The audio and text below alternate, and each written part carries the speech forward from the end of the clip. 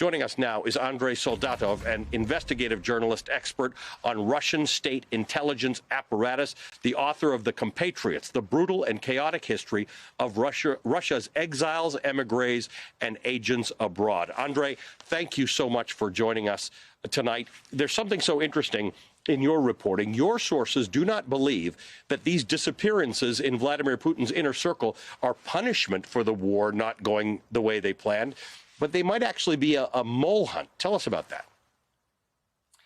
Yes, we got some reports 2 weeks ago that Vladimir Putin decided to attack the FSB, as you rightly mentioned, and the head of the espionage unit of the FSB was placed under house arrest.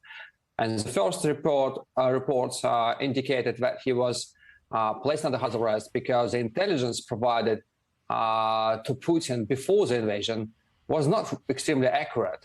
They didn't expect any resistance for the Russian troops, and we know now that but actually what is happening is the fierce resistance from the Ukrainians.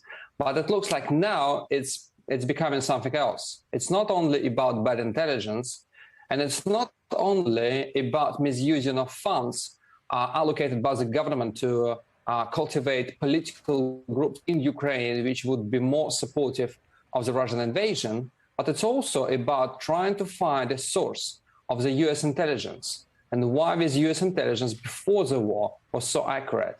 And this started with the FSB and with this particular unit, because this unit was also in charge of maintaining official contacts with CIA. So we started there because these guys were known to have at least some contacts with the American intelligence.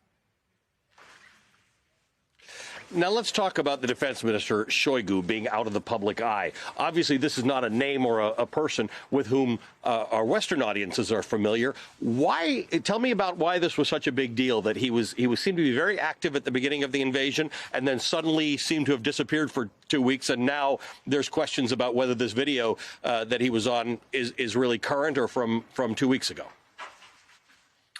Well, first of all, this war is very different from what we had before with Putin. And we had a war in Chechnya, in Georgia, and in Syria. And in all these wars, we have a commander who was in charge of the operation on the battlefield. This war is different because we do not have such a person. The public face of the war from the military side is Sergei Shoigu, the Minister of Defense, despite the fact that he has no military training, no military education, and he's an engineer by his training. Nevertheless, because he was always extremely close to Putin, they spent their holidays together, and Shoigu is a very popular politician in the country. He became a public face of the war. Now he disappeared for almost 2 weeks, and there is no public explanation.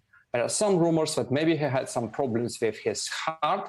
Maybe the problem is that the war is not going the way everybody in Moscow wanted to go.